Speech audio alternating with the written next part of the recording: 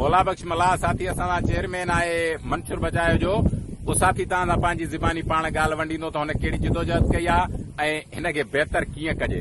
तव्हांखे ॿुधायो त जीअं मंशूर जिदोजहद असां मंशूर बचाए था 2000 खां वठी मंशूर ख़राब थियण लॻो। हूअं त 1990 में GR MNA जो पाणी पर जॾहिं मंशूर ख़राब थियण खां पोइ असां घोड़ा कई वठा की उन में सुप्रीम कोर्ट 100 मोट वरितो। उन में असां तकरीबन 13 तारीख़ उन ते असां इहो सवाल कयो आहे मंशूर खे जो ॾोह कहिड़ो आहे। हिकिड़े मुल्क जो गदलो पाणी खणी ॿिए मुल्क में तबाह हदीस में बि न आहे, शरीयत में बि जाइज़ न आहे। तव्हां असांखे इंसान तबाही एशिया जी वॾी वॾी ढंढा तव्हांखे तबाह चयो आहे। हिन जो पंहिंजो सोर्स हो दरिया जो सोर्स अलॻि, बारानी इलाइक़े जो 4000 किलोमीटर सोर्स अलॻि तबाह करे हिन में मिठे पाणी जी ढंढ खे तव्हां बर्बाद कया। उन में असांजा जेके रोज़गार आहे स्ट्रक्चर जेके असांजा 5 जंहिंमें फिशरीज़ हो, लाइव स्टॉक हो, एग्रीकल्चर हो, वाइल्ड लाइफ हो ऐं असांजो कुदरती अज़रात जेके एग्रीकल्चर खां उहे बिल्कुलु तबाह थी आहे। हीअ ढंढ 300 किलोमीटर में आहे ऐं 2,40,000 एकड़ ते मुश्तमिल आहे।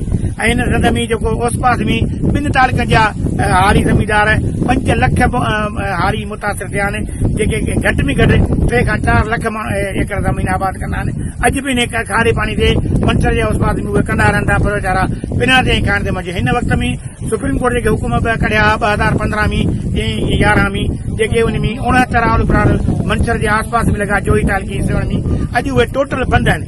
जहिड़ी पब्लिक हेल्थ ठही ऐं वाटर कमीशन हुनखे हुकुम पब्लिक हेल्थ हलाइनि उन खां अॻु में इरिगेशन RPOD ऐं वापडा स्टार पार्न ऐं पाको सदार हलाया पिया उहे बिल्कुलु हुन खां पुरे ऐं पब्लिक हेल्थ कंदा पिया।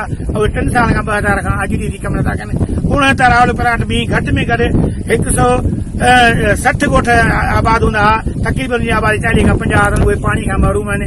असीं गवर्नमेंट खे अपील था कयूं त ख़ुदा हिन मंशूर खे हीअ मंशूर सिंध जी माउ आहे, हिन तहज़ीब खे बचाइणो आहे ऐं हिन मंशूर में पंहिंजो रिसोर्स आहे। जेकॾहिं तव्हां 1924 में या 32 में सेवन ब्राज न ठाहियो या तव्हांजी ग़लती आहे जो सिंध खे आबाद करे न सघियो। उन खां पोइ पंजाब 5 बैराज थिया आहिनि। असां सिंध गवर्नमेंट खां इहो मुतालबो था कयूं त महिरबानी करे जेसीं ताईं तव्हां मंशूर खे फॉलो कयो ऐं मंशूर खे साफ़ कयो तेसीं ताईं आरो प्लान बहाल कयो वञनि तव्हांजो हितां जा माण्हू। अॼु मां तव्हांखे कसम सां चवां थो त कल्ह जो पाणी असांखे राति मिलियो आहे पैसनि सां, भाननि में पाणी मिले कोन थो, सेवण पाणी मिले कोन थो। घटि में घटि 25 खां 30 रक्षा वञनि था जेके 4-4 कलाक 8 कलाक पंजंदा। उहो पाणी एतिरो त ख़राबु आहे जो असांजी डायरिया बचनि खे थी पिया बीमार थी पयूं। मां हिन फॉर्म जे ज़रिए मंशूर बचाए तरफ़ां अपील थो कयां त ख़ुदा RPOD जो पाणी खे फॉलो कयो वञे या इन में अहिड़ा प्रोजेक्ट न वञनि जेके बलूचिस्तान जे पाणी में हैवी प्रोजेक्ट न वञनि जेके आरो प्लान साफ़ पाणी करे ऐं उतां जे माण्हुनि खे उहो पाणी न वञे। ऐं घटि में घटि इहो 20 अरब जो प्रोजेक्ट हूंदो। तव्हां RPOD ते 200 अरब ख़र्च कयो तॾहिं बि हली न सघंदी।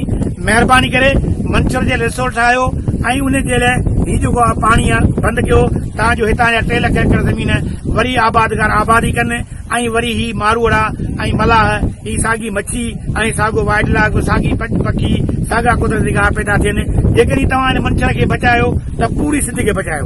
हीउ पाणी जेको मंशूर जो हींअर वञे पियो इहो दरिया सिंध में वञे थो, इहो समुंड में कोन थो वञे ऐं इहो पाणी कराची हैदराबाद पिए भई जेको सालनि खां सुप्रीम कोर्ट में असां चयो आहे हीउ पाणी दरिया जो समुंड में कोन थो वञे। हीउ तव्हां कंहिं कराची वारनि खे पियारनि पिया जंहिंमें सुप्रीम कोर्ट हिकिड़ो बि नोटिस थो पढ़नि त को बि अमल कोन थियो। असीं मंशूर बचाए था तव्हां अपील था कयूं त ख़ुदा पुरज़ोर अपील था कयूं त हीउ मंशूर असां सिंध जी न पर पाकिस्तान जी न पर पूरी एशिया जी ढंढ वॾी आहे ऐं हिनखे तव्हां बचायो। ऐं जेकॾहिं तव्हां हिनखे मिठे पाणी जो डैम बनाईंदो तॾहिं बि हीउ तव्हांखे तरबेल खां वधीक ताक़त ॾेई ऐं सिंध खे पाणी पहुचाए सघे थो ऐं तव्हां हिनखे हथ सां बर्बाद न कयो।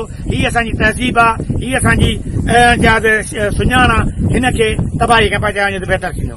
महिरबानी।